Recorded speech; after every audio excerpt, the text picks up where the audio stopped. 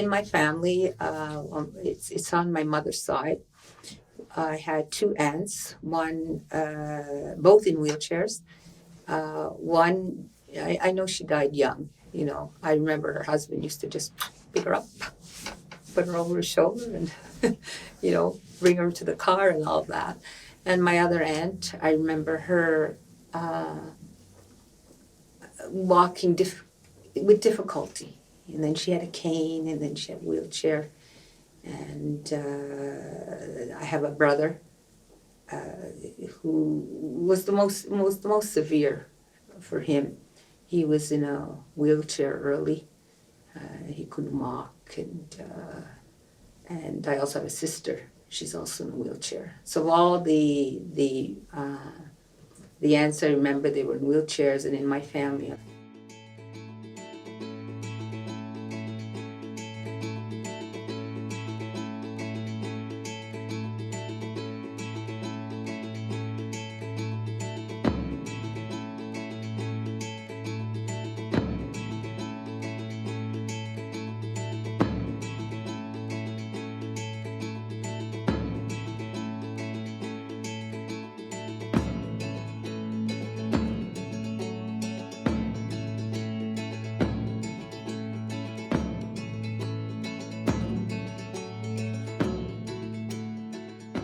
I stress about that is that I didn't know what it was.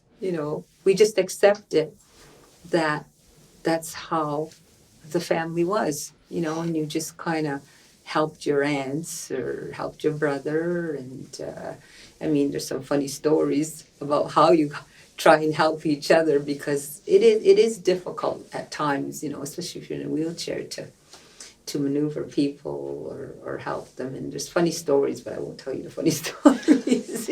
My sister won't appreciate it. But we I guess we never really knew, and we were just, like from my parents, we were just, we were like ordinary. And so they never treated us as special or no, you can't do that.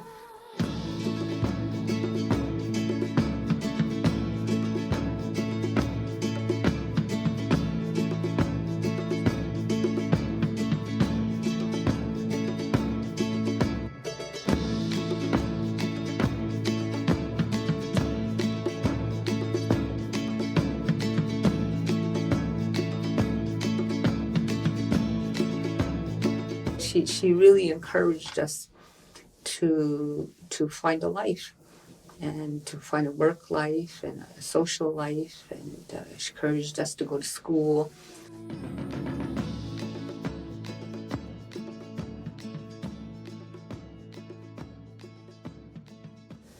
Social workers, and she's the one who just retired recently.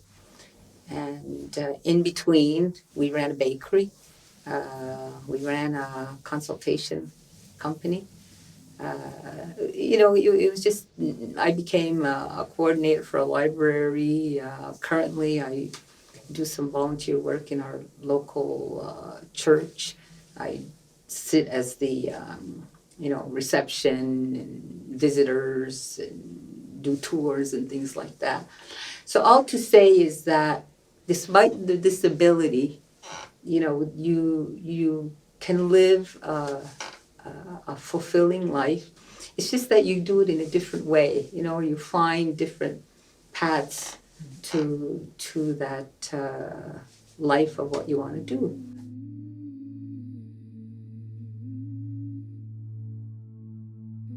My brother, even though he was in a wheelchair, he did become a dispatcher for the peacekeepers when they started. He was also a telephone operator for the Cathy Memorial Hospital, and he was extremely smart. My brother, I always liked his expression. He used to say to me, his name was Justin, he used to say to me, "You know what, Cathy," he says, "I can't move or I can't go anywhere, but I have 1,000 rooms in my mind, and that's where I can go to be in different places."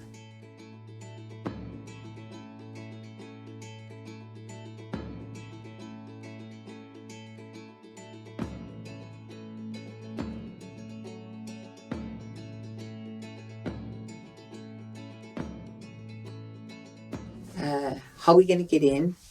Is it level to go onto the sidewalk? The door have a button to get in. When we go in, say we're going to a restaurant, how are the tables set up? Do they know? Because a lot of restaurants, they crunch people in, which okay, they want to make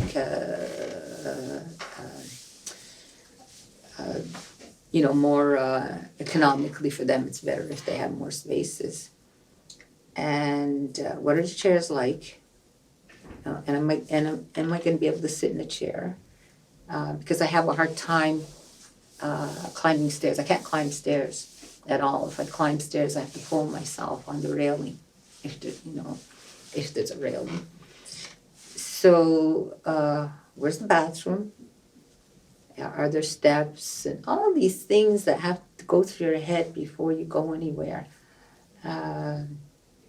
Even where I sit at the table, is it too crunched, or can I get up easily? Are the chairs comfortable? Because sometimes when you sit a long time, you get really sore. If I go to the washroom, where is it? Are the toilet seats high?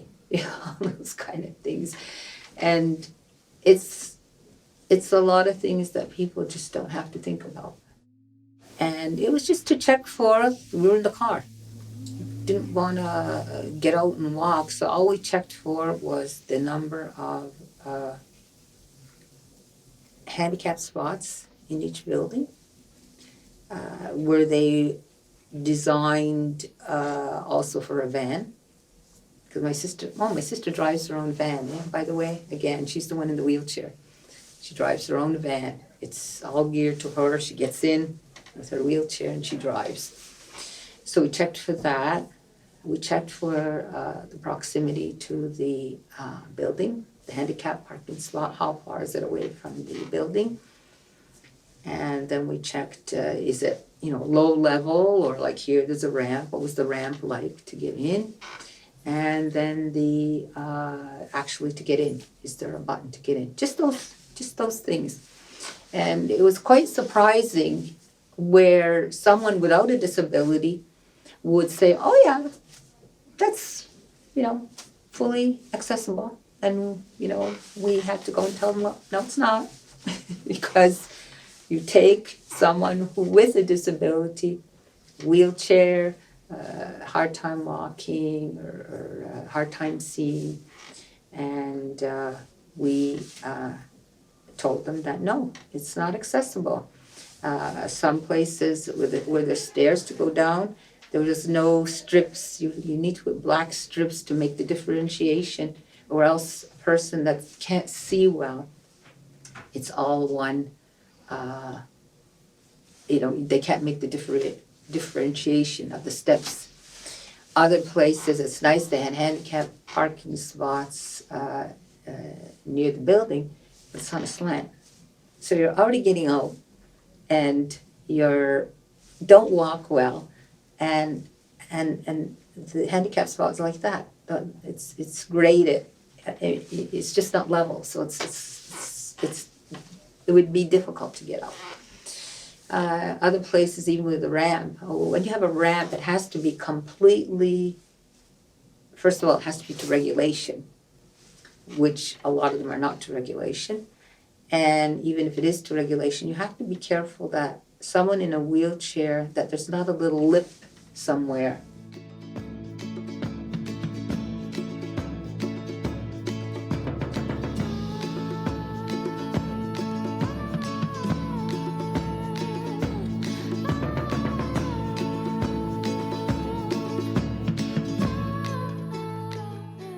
With a disability should not be afraid to tell them, you don't have a handicap parking spot here, or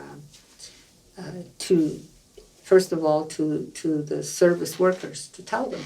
I've gone in and I said, oh, that rug you have here, it's slippery, they may not do anything about it, but if I keep saying it, I've gone to other places and I says, you don't have a handicap spot here.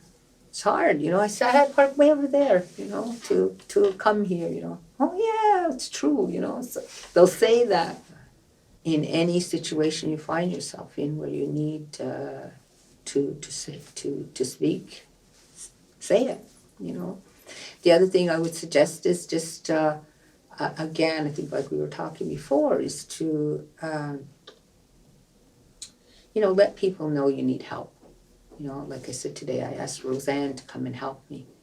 But I've gone to maybe some of our local stores and it depends. Sometimes I can go by myself. Usually my sister comes with me. But there just happened to be a day, like she wasn't able to come with me, so I went by myself and I got my groceries. I was at a grocery store and I said, how am I going to get out, you know? Because the groceries, first of all, it's heavy. I didn't think I was going to buy as much as I did, but I did. So I says, okay. So I tell them, I says, I'm taking the cart with me to bring this to my car. And they say, okay, no problems. And that's good that way, you know, because they let you take the cart out, and I brought it to my car. So I brought the cart back in, and I said, okay, now I'm going to walk to my car, you know. So this nice young man was coming up. I says, oh, can you help me? He says, I have a hard time to walk. No problem, you know. So it's not a problem to ask someone.